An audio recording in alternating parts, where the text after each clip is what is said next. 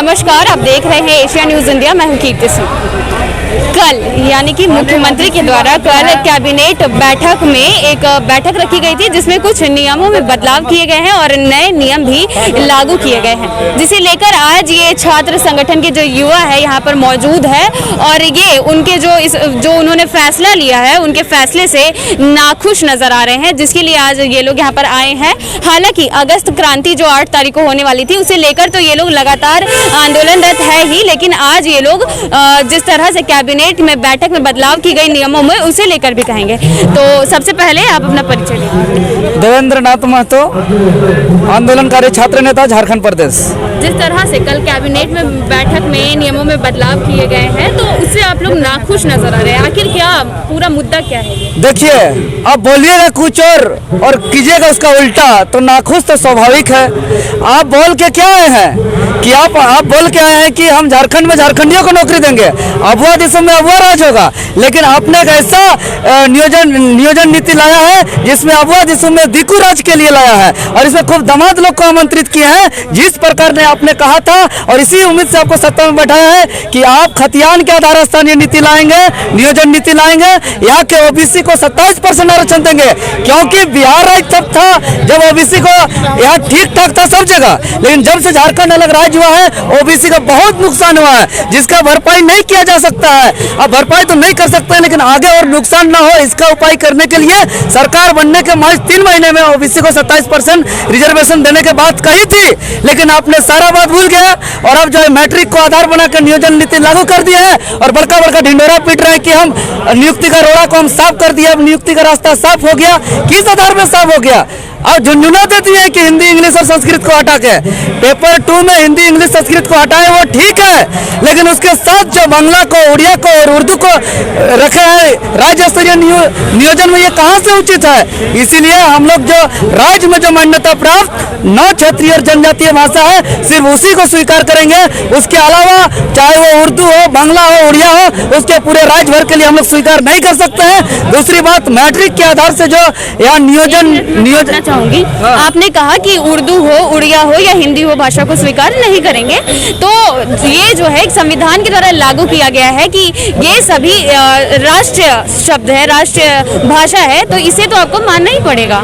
राष्ट्रीय भाषा है लेकिन हमारा मातृभाषा नहीं है, और राज्य में तृतीय चतुर्थ वर्ग में जो नौकरी का प्रावधान है वो संविधान का अनुच्छेद 53 में ये स्पष्ट है कि आप अपने मातृभाषा के आधार पर यहाँ चपरासी हो या चेयरमैन हो हर कुर्सी में बैठाने का ये प्रावधान है। हम संविधान से बाहर जाकर बात नहीं कर रहे हैं, हम संविधान के दायरे में ही रहकर मांग कर रहे हैं। जो अन्य राज्यों में, जैसे बंगाल में जाइएगा तो बंगाली में पास करना अनिवार्य है, महाराष्ट्र में मराठा में अनिवार्य है, गुजरात में गुजराती है, उड़ीसा में उड़िया है, तो झारखंड में ही एक ऐसा राज्य है जो यहाँ का मातृभाषा को जो है अनदेखा किया जा रहा है, तो ये जो है कि ये स्वीकार नहीं होगा।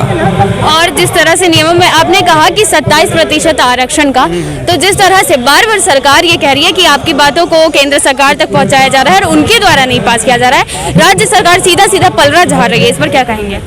ये हमेशा जो है ना ये टाल मटोल वाला बात करना छोड़ दे।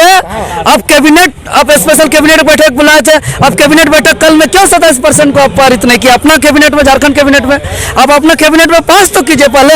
आपका जो आपका अधिकार है वो अपना काम नहीं कर रहे हैं और ढिंडोरा पीट रहे हैं, टाल मटोल कर रहे हैं, ये सब अब नहीं चलेगा। झारखंडी जो यहाँ के ओबीसी वर्ग है इसका बहुत क्षति हो चुका है, आप एक भी क्षति करना नहीं चाहते हैं, इसलिए एक भी विज्ञापन और नियुक्ति आने से पहले आपको हर हाल में 27% देना होगा, उसके बाद ही यहाँ पे कोई भी नियुक्ति निकलेगा। और दूसरी बात, जो एक जेपीएससी जो कल 3 नए मेंबर का जो मनोनीत किया गया जिसका भी स्वीकृति दी गई है, ये शायद इनको पता नहीं है कि जेपीएससी जो झारखंड लोक सेवा आयोग है ये संवैधानिक बॉडी है, ये इंडिपेंडेंट बॉडी है, इसमें स्पष्ट रूप से सुप्रीम कोर्ट, हाई कोर्ट का भी रूल है कि इसमें स्वतंत्र लोग ही बैठेंगे ताकि यहाँ के अधिकारी स्वतंत्र रूप से, निष्पक्ष रूप से लोग बन सके। लेकिन कल जो मनोनीत किया गया है 3 आदमियों को, ये जांच का विषय है, ये जांच का विषय है। मैं आपके माध्यम से मैं मांग करता हूं इसमें हाई कोर्ट को संज्ञान लेना चाहिए, क्योंकि इसमें जो अजिता भट्टाचार्य जो है ये झारखंड मुक्ति मोर्चा के प्रमुख अहदा रखने वाले सुप्रियो भट्टाचार्य के धर्मपत्नी हैं, और अजिता जो अजमल जी जो हैं वो कांग्रेस के आलमगीर आलम के साले जी हैं। और अनिमा हांसदा जी जो है वे जेठा सास जी है, ये गलियारों में चर्चा है। इसके जांच का विषय है, ये जांच होना चाहिए और दूध का दूध पानी होना, दूध का दूध और पानी का पानी स्पष्ट रूप से होना चाहिए। और इससे पूर्व भी जो जेपीएससी का अध्यक्ष बना के रखे हुए हैं अमिताभ चौधरी, जो ये रांची लोकसभा से चुनाव भी लड़ चुके हैं, तो ऐसे लोगों का कोई अधिकार नहीं है झारखंड लोकसभा आयोग में बैठने का। इसीलिए पॉलिटिकल बैकग्राउंड में आने वाले जितने भी लोग हैं सबसे पहले जेपीएससी से बाहर किया जाए। मुख्यमंत्री उसके लिए झुनझुना दे रहे हैं और बाकी कुछ नहीं कर रहे हैं। तो चलिए आप हमें बताइए कि किस तरह से जो कल कैबिनेट में 3 लोगों को मनोनीत किया गया है, तो इस पर आप लोग इससे भी नाखुश नजर आ रहे हैं। आखिर इसके पीछे की क्या बात है? देखिए, सबसे बड़ी बात है कि जेपीएससी एक स्वतंत्र इकाई है। स्वतंत्र इकाई ही है तभी एक स्वतंत्र अधिकारी का नियुक्ति हो सकता है, और जो निष्पक्ष होकर के जो वह अधिकारी बनेगा वही झारखंड का विकास कर पाएगा। लेकिन यहाँ पर बात ये होती है कि अगर यदि जेपीएससी भी परिवारवाद आ जाएगा, पार्टीवाद आ जाएगा, यानी अबर बजेवाब झारखंड मुक्ति मोर्चा का और उसके बाद कांग्रेस का लोग अगर यदि वहाँ पर बैठेंगे, तो जो लड़का इंटरव्यू देने के लिए जाएगा वो मन में शंका बैठा हुआ रहेगा कि उसको नंबर 100 में 100 मिलेगा, हमको नहीं मिलेगा। तो आपका कहना है कि परिवारवाद चल रहा है, जो लोग डिजर्व करते हैं उन्हें मौका नहीं दिया। एकदम यही हो रहा है।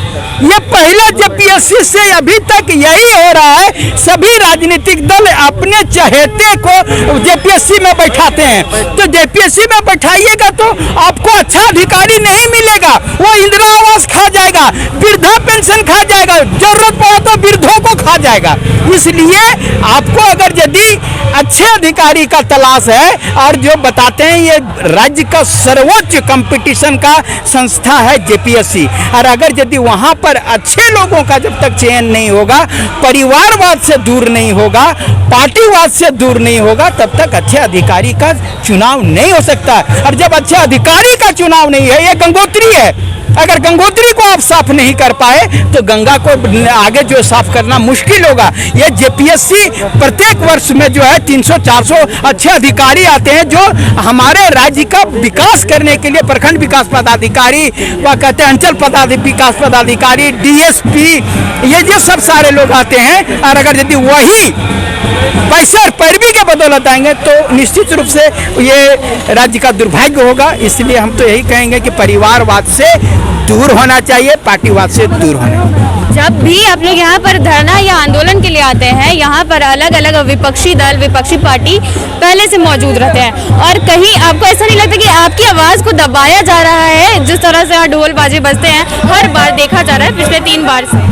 निश्चित रूप से मैं बता रहा हूं कि जब भी हम लोग कुछ वह डेट तय करते हैं, अभी जैसे जैसे अगस्त क्रांति की घोषणा लड़कों ने करी, तो इसके बाद में पार्टी ऐसे करने लगी, हम स्थानीय नीति दे रहे हैं, हम नियोजन नीति। अरे हम स्थानीय नियोजन नीति नहीं मांग रहे हैं, हम नियोजन मांग रहे हैं।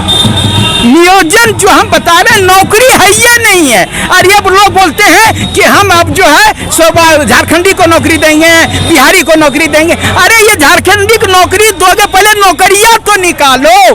पहले उन्हें लगता है कि सरकार पढ़े लिखे होकर भी समझ नहीं पा रहे आपकी बातों को। आप पढ़े लिखे हैं कि नहीं पढ़े, अनपढ़ हैं, सो तो आप हम नहीं डिसाइड कर सकते हैं, क्योंकि पढ़े लिखे होते तो निश्चित रूप से हमारी बातें समझ में आ जाती। अगर यदि और कुछ होंगे तो मैं नहीं कर सकता हूँ। और दूसरी बात ये भी है कि जिस तरह से 8 अगस्त की क्रांति आपकी होने वाली है, लोग जो सफल अभ्यर्थी उन्हें अभी तक रोजगार नहीं दी गई है एक तरफ, उसके लिए वो पिछले कई सालों से धरना दे रहे हैं। वहीं दूसरी तरफ देखा जा रहा है कि जो लोग गेम के क्षेत्र से, खेल के क्षेत्र से आ रहे हैं, उन्हें तुरंत नियुक्ति पत्र बांट दी जा रही है। ये कितना सही हो रहा है? देखिए, उनको हम तो कहेंगे अगर यदि खेल के लोगों को नौकरी दी जा रही है तो मुझे उससे कोई आपत्ति नहीं है, लेकिन हम बरसों से तैयारी कर रहे हैं, मुझे भी नौकरी मिलनी चाहिए। दूसरे को सरकार कितने कर रही है उससे हमको कोई द्वेष नहीं है, मुझे नौकरी मिलनी चाहिए। मैं इतने दिनों से तैयारी कर रहा हूँ। आप ही बताइए, 2 जेपीएससी करने में उम्र खत्म हो गया,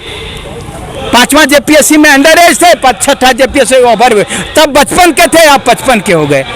आप इस प्रकार से लेट करिएगा तो निश्चित रूप से उम्र नहीं बचता है। तो जो योग्य लड़के हैं बिना परीक्षा दिए ही आउट हो जाते हैं। जो सरकार को सोचना चाहिए, योग्य अधिकारी को सरकार खो रही है। अयोग्य को लोग को चुन करके भेज रही है। कैसे राज्य का विकास होगा? मनोज यादव, छात्र नेता।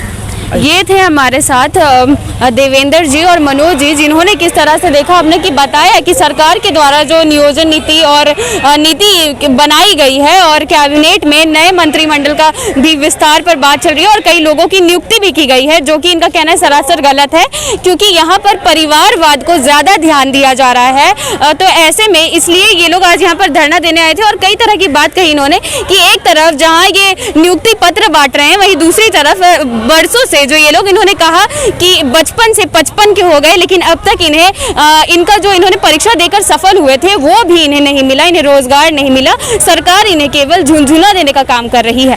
ऐसे में जिस तरह से ये लगातार क्रांति कर रहे हैं, आंदोलन कर रहे हैं, कल भी 8 अगस्त की क्रांति करेंगे, तो ऐसे में देखना होगा कि आखिर सरकार इनके आंदोलन के बाद क्या निर्णय लेती है, या फिर जिस तरह से इन्होंने कहा उसी तरह इन्हें झुंझुना देते रहती है। तब तक के लिए देखते रहे एशिया न्यूज इंडिया। मैं कीर्ति सिंह, कैमरा पर्सन माही के साथ, रांची।